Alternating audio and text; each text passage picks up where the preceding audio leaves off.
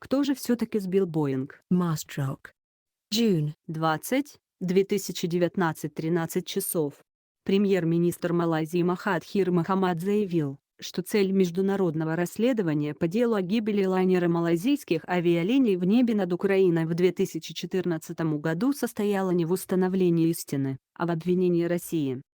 Мы недовольны, потому что с самого начала расследования стало политическим вопросом касательно того, как обвинить Россию в противозаконных действиях, цитирует агентство Bloomberg. слова премьера, сказанные журналистом в Путраджая. Он отметил, что выводы по делу о гибели рейса MH17 основаны на непроверенной информации. Премьер подчеркнул, что хотел бы видеть конкретные доказательства причастности России к катастрофе, MH17 если они есть. А почему премьер Малайзии недоволен? А потому, что никто не отвечает на прямые и важные вопросы касаемо этой трагедии. 1. Где переговоры диспетчеров? 2.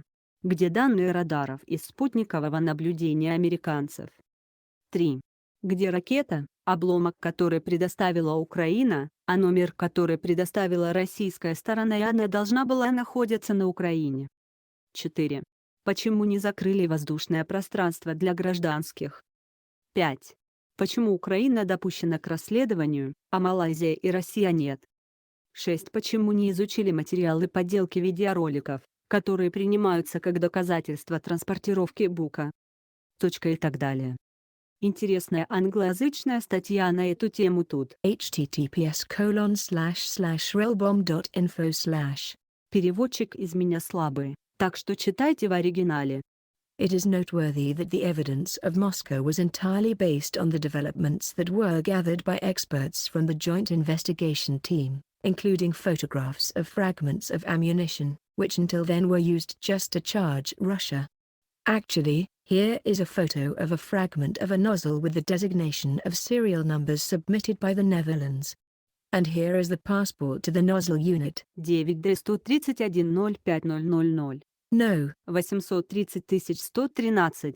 And there. 9D131. Rocket engine form with serial number. 8 869 032.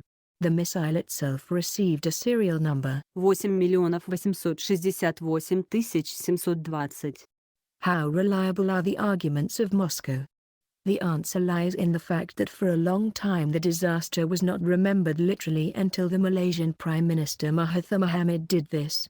They, the Netherlands, blame Russia, but where is the evidence? We know that the rocket that hit the plane was of the Russian type, but it could also have been made in Ukraine, he said. It seems that the idea was concentrating on trying to put the blame on the Russians. What is important in his statement? That he allegedly stood up for Moscow. Not at all. It's just that Malaysia understands that the investigation which has been dragging on for years does not produce results. The criminals were not punished. And if the missile really belonged to Russia, it would not be difficult to prove it. All speculations, loud statements and whole media campaigns could be put aside and point to the culprit. How? First of all, it is no secret to anyone that the crash site was in the zone of operation of one of the American military satellites. To fix the trajectory of the rocket and even the exact location of the launcher would not be difficult for the modern US technology. Washington would have long been able to provide the public with data on whether the missile was launched from the territory uncontrolled by Ukraine or, nevertheless, it was launched by the Ukrainian troops. The question would be closed once and for all, and the guilty were punished. But, what do we see? Rather, what we do not see. We do not see the same data from the satellite, which means they differ from the official version of the international expert group. No need to be a genius to come to this conclusion. There is, or rather, the expert group should have one more data that can lift the veil of secrecy and prove the accusation against Russia. Speech on the radar data of the Ukrainian side. This, of course, is not an American satellite, but would also be an indisputable proof. At the moment, it is known that at the time of the disaster, 2 radar stations operated in the region. The Mariupol radar station of the state enterprise of the Ukrainian Air Traffic Service, and the Kupol radar station near the city of Kramatorsk. It is noteworthy that this particular station is used as a target designation system for the Buk anti-aircraft missile system, which became the cause of the disaster. Finally, last fall, an audio recording of the talks between the Ukrainian servicemen was made public, one of whom actually admitted that the AFU were behind the crash, are closing the airspace.